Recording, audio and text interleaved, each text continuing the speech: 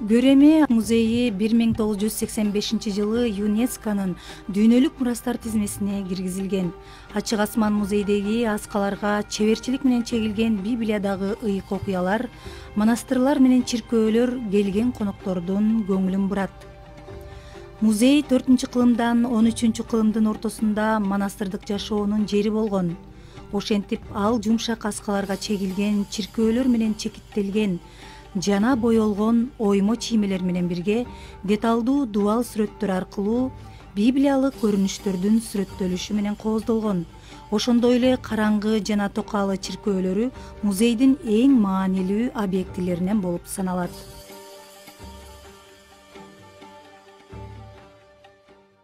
Burası Göreme Açık Hava Müzesi, Kapadokya'nın kalbi.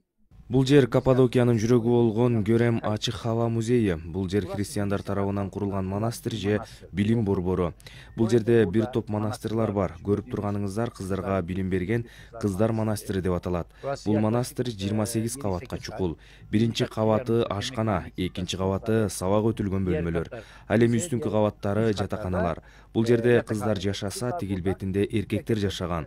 Бул жер 4-кылымда христиандар тарабынан курулган билим берүүчү монастырь. Eğitim ve ibadet merkezi. Музей 4-кылымдан 13-кылымдын ортосунда монастырдык жашоонун жери болгон.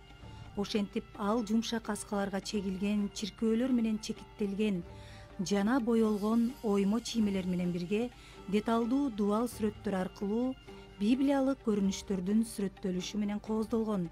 Ошондой эле караңгы жана токаалы чиркөөлөрү музейдин эң маанилүү объектилеринен болуп саналат.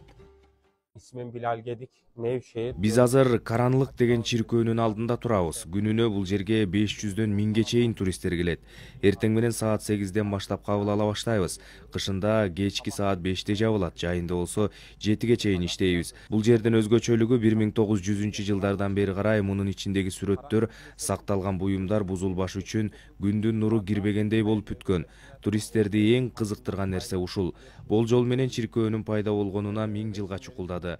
Ал эми 1900-жылдарга чейин эч ким көңүл бурбаган үчүн каралбай калган. Караңгы бир жер катары кабыл алынган.